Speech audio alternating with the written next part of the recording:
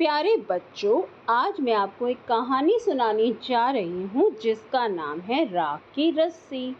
लोनपो गार तिब्बत के 32वें राजा सोनगवसेन गापो के मंत्री थे। वे अपनी चालाकी और हाजिर जवाबी के लिए दूर दूर तक मशहूर थे। कोई उनके सामने टिकता ना था। चैन से जिंदगी चल रही थी, मगर जब से उनका बेटा बड़ा हुआ था उनके लिए चिंता का विषय बना हुआ था। कारण यह था कि वह बहुत भोला था। होशियारी उसे छूकर भी नहीं गई थी। लोनपो गार ने सोचा, मेरा बेटा बहुत सीधा साधा है, मेरे बाद इसका काम कैसे चलेगा।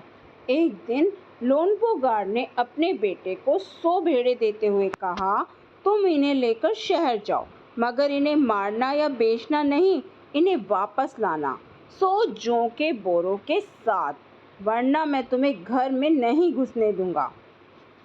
इसके बाद उन्होंने बेटे को शहर की तरफ रवाना किया। लोनपो गार का बेटा शहर पहुंच गया, मगर इतने बोरे जो खरीदने के लिए उसके पास रुपए ही कहाँ थे। वह इस समस्या पर सोचने विचारने के लिए सड़क किनारे बैठ गया, मगर कोई हल उसकी समझ में नहीं आ रहा था। वह बहुत दुखी था। तभी एक लड़की उसके सामने आ खड़ी हुई। क्या बात है, तुम इतने दुखी क्यों हो? लोनपो गार के बेटे ने अपना हाल कह सुनाया। इसमें इतना दुखी होने की कोई बात नहीं, मैं इसका हल निकाल देती हूँ। इतना कहकर लड़की ने भेड़ों के बाल उतारे और उन्हें बाजार में बेच दिया। जो रुपए मिले उनसे जौ के 100 बोरे खरीदकर उसे घर वापस भेज दिया।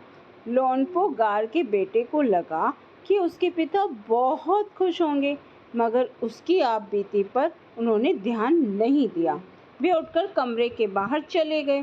दूसरे दिन उन्होंने अपने बेटे को बुलाकर कहा, पिछली बार भेड़ों के बाल उतार कर बेचना मुझे जरा भी पसंद नहीं आया।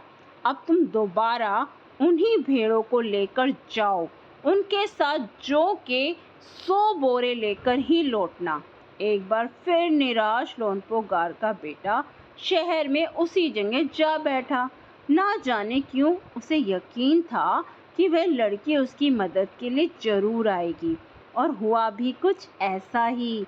वह लड़की आई, उससे उसने अपनी मुश्किल कह सुनाई। अब तो बिना जौ के 100 बोरों के पिता मुझे घर में नहीं घुसने देंगे। लड़की सोचकर बोली, एक तरीका है। उसने भेड़ों के सींग काट दिए।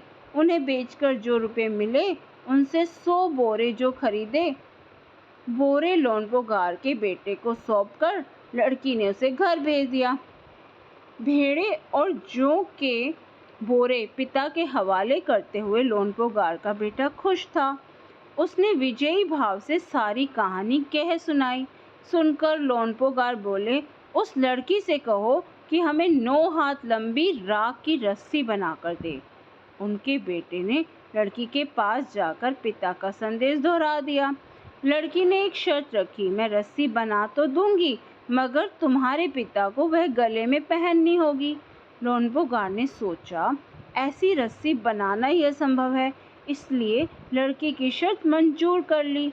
अगले दिन लड़की ने 9 हाथ लंबी रस्सी ली, उसे पत्थर के सिल पर रखा और जला दिया। रस्सी जल गई, मगर रस्सी के आकार की राख बच गई। उसे वह सिल समेत लोनपो गार के पास ले गई और उसे पहनने के लिए कहा। लोनपो गार रस्सी देखकर चकित रह गए। वे जानते थे कि राख की रस्सी को गले में पहनना तो दूर, उठाना भी मुश्किल है। हाथ लगाते ही वह टूट जाएगी। लड़की की समझदारी के सामने उनकी अपनी चालाकी धरी रह गई। बिना वक्त गवाए लोनपो गार ने अपने बेटे की शादी का प्रस्ताव लड़की के सामने रख दिया। धूमधाम से उन दोनों की शादी हो गई।